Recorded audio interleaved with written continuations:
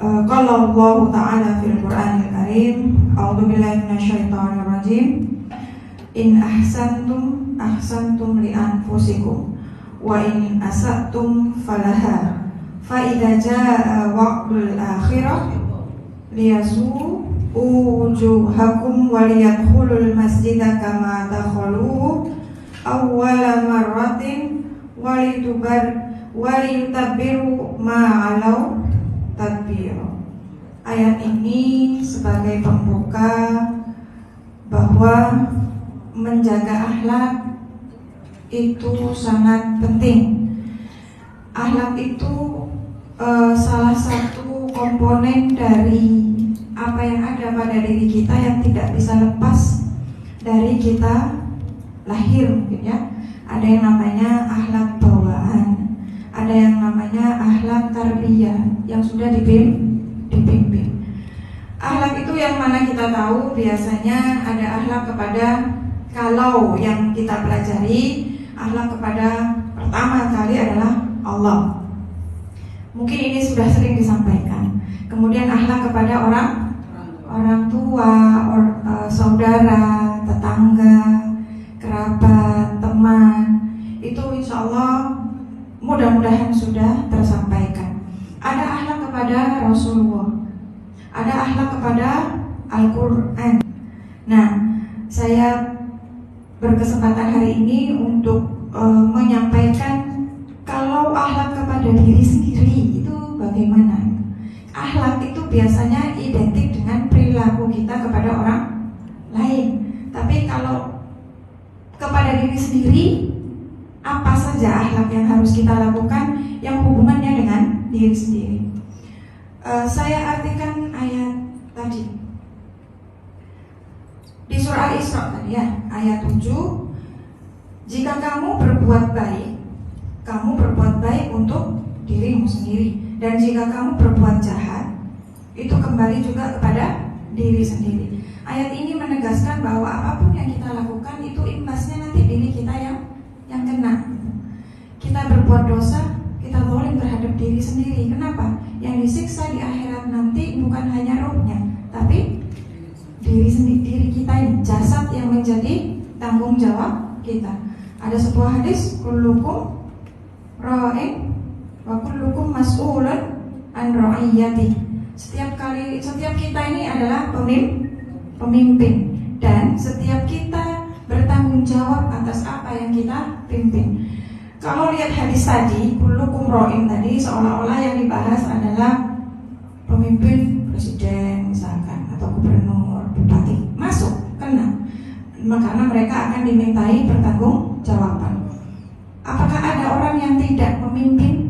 Gak ada pada akhirnya. Karena apa?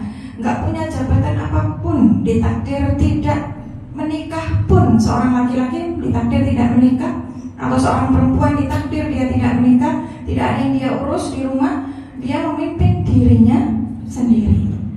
Nah, dalam bahasa Arab kata-kata akhlak itu biasanya kita sering artikan tabiat, ya. Tabiat itu bukan tabiatnya kersian, ya. Kalau tabiatnya kersian itu tabiat apa? Marah-marah, ya, suka marah-marah. Nah, sebetulnya tabiat itu dari bahasa Arab yang artinya kebiasaan, tabiat. Disalahartikan barangkali oleh para orang-orang Arab dulu yang membawa bahasa itu ke sini, tabiat gitu, ya. Jadi ojo marah-marah, ya. Mungkin perilakumu jangan begitu. Itu namanya percampuran bahasa, nggak apa-apa sudah. Dalam arti sesungguhnya sebetulnya akhlak itu barangkali ini jauh dari makna yang kita pahami selama ini. Artinya itu atau wajil. Thawb itu baju, jilid itu kulit. Kalau kita dalam bahasa Arab, bahasa Indonesia, jilid itu kan ini ya, ini dijilid, diapain? Kasih sampul. Nah, al-jildu itu asal artinya kulit. Apa hubungannya dengan akhlak? Akhlak itu kondisi halun linafsin rosikho tasduru anhal af'al min khairin aw syarrin min ghairi hajjah ila fikrin. Kondisi satu jiwa seseorang yang sudah macet dalam dirinya bersumber dari mana? Perbuatan dia baik maupun buruk tanpa dipikir. Spontan. Itu aslinya akhlak, spontan. Masalahnya ada orang yang memang akhlak bawaannya baik. Nah, ini alhamdulillah. Akhlak bawaannya halus, sopan, itu kan ada. Anak kita punya anak beberapa misalkan. Ada yang punya perilaku bawaan kan. Kok berbeda-beda, ada yang kasar, ada yang tingkahnya begini, ada yang tidak. Kita nggak ngajari anak kita sudah santun sendiri. Dari mana itu? Itu dari bawaan, spontan. Itu akhlak, sebetulnya itu akhlak. Jadi kalau mau dikorek seseorang akhlaknya dia seperti apa adalah ketika kita sudah tinggal dengan dia ini beberapa hari, itu akan keluar akhlak aslinya, akhlak bawaannya. Tapi kalau hanya ketemu 1-2 jam, setengah hari itu belum. Karena bisa jadi ada akhlak yang masih tidak spontan, artinya dibuat. Nah, gimana kalau seseorang ini sudah terlahir punya akhlak, beberapa akhlak yang buruk dalam artian kondisi yang membuat dia buruk. Seseorang yulad ala fitrah, ya, dilahirkan sesuai fitrah. Semua tidak bersalah bayi-bayi itu, tapi yang membuat keliru itu adalah lingkungan. Pertama lingkungannya orang tua, ibu, ayah, kemudian mohon maaf mungkin nenek, kakek, paman, tetangga, kemudian sekolah. Lingkungan ini yang membentuk anak sehingga barangkali akhirnya terbentuklah akhlak-akhlak yang kurang bagus. Nah, inilah perlunya kita membetulkan akhlak. Loh, tadi katanya akhlak itu spontan. Memang asalnya spontan, tapi bisa dibetulkan dengan cara apa? Belajar. Dengan cara belajar bahwa oh ini nggak boleh. Islam itu lahir dari akidah akhlak. Makanya kalimat akidah sama akhlak itu nyaris tidak bisa dipisah. Akidah akhlak. Kemudian kalau di dunia syariat itu ada 3 ya. Akidah, akhlak, fikih. Kalau akidah sudah memang di urutan nomor 1. Untuk urusan akhlak sama fikih ulama bingung. Apa fikih dulu atau akhlak dulu gitu. Sebagian mengatakan akhlak dulu, melihat dari beberapa peristiwa sejarah Nabi. Ada yang mengatakan fikih dulu, harus tahu fikih dulu, baru nanti beramal. Ada yang mengatakan tidak, orang harus berakhlak dulu baru cari ilmu supaya ilmunya bermanfaat. Apa saja? Pertama, ini saya urut dari yang mungkin anggapan orang paling ringan atau di luar urusan ibadah. Ternyata itu ibadah itu. Apa itu? Mu'tadil fi ta'amihi wa syarabihi.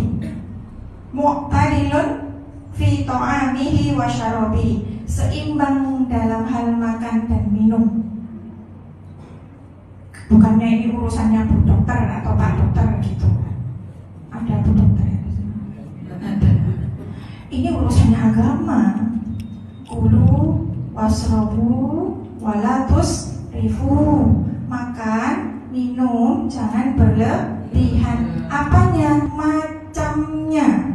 Apanya lagi? Mohon maaf, kalau sekarang berkembang dengan apa? Harganya. Barangkali dulu tidak, tapi sekarang berkembang kenapa? Karena jadi sebuah kadang-kadang hal yang negatif akhirnya ketika kita mengejar yang namanya kepengen makan ini, nyobain harganya sekian, sesekali boleh asal tidak merepotkan diri, ya pengen tahu rasanya selesai, tapi jangan makan itu terus. Mu'tadil itu seimbang. Kita sudah tahu lah makanan seimbang. Saya nggak perlu sebutkan 4 sehat 5 sempurna itu apa. Itu tergantung masing-masing negara, masing-masing daerah, cukupnya makan apa. Tapi harus seimbang. Yang kedua, nadhiful jismi wasiyam. Nadhiful jismi wasiyam. Membersihkan badan dan pakaian. Qala Rasul sallallahu sallallahu alaihi wasallam, "Irtasilu yaumal jum'ah waghsilu ru'usakum wa in lam takunu junuban wa asibu minat tayyib." Bukan berarti setelah saya baca ini wajib cuma mandi keramas seminggu sekali, enggak ya, ini minimal. Irtasilu yaumal jum'ah, mandilah kalian pada hari Jumat. Bukan berarti juga mandinya pada hari Jumat toh ya. Ini untuk yang barangkali besar mau sholat Jumat dan lain sebagainya. Hadis ini untuk umum, tapi terutama di hari Jumat kita itu mandi ya. Wah, karena kalau dalam bahasa Arab mandi itu tidak setengah kayak kita. Kalau kita perempuan nggak setiap hari keramas ya. Yang rambutnya panjang kan males. Kalau tiap hari ore-orean rambut basah gitu kan. Kalau orang laki mungkin setiap hari. Karena dalam bahasa Arab mandi itu berocok dari atas. Jadi irsilu itu semua, ru'usakum dari kepala. Dan terutama ketika kita sedang tidak dalam kondisi junub, wa asibu minat tayyib, gosok-gosokkan rambut kita ini dengan minyak wangi. Kalau di rumah kita perempuan monggo, kalau bapak-bapak tidak apa-apa, misalnya mau keluar minyak wanginya dipakai kepala, di badan. Kalau kita perempuan di rumah saja, karena baunya kemana-mana. Di rumah saja, hatta parfum kita harus bisa cek bahwa parfum kita tidak tercium oleh siapapun. Hatta yang cuma kita lewat itu tercium, itu sudah mohon maaf jadi sebuah dosa. Jadi hati-hati kalau lagi pakai parfum, karena beberapa parfum itu dilihat, dibaca. Ada yang untuk badan, ada yang untuk baju. Biasanya yang untuk baju ini yang semerbak. Ya, untuk di luar. Nah, kalau saya amannya kita mau kemana kayak mau keluar, apalagi yang mau ketemu orang banyak dan kita tidak bisa skip dari yang namanya bapak-bapak gitu ya, ketemu aja di mana kita di jalan, hati-hati untuk tidak memakai parfum secara berlebihan. Sudah ya, jadi menjaga kebersihan badan dan tubuh itu wajib.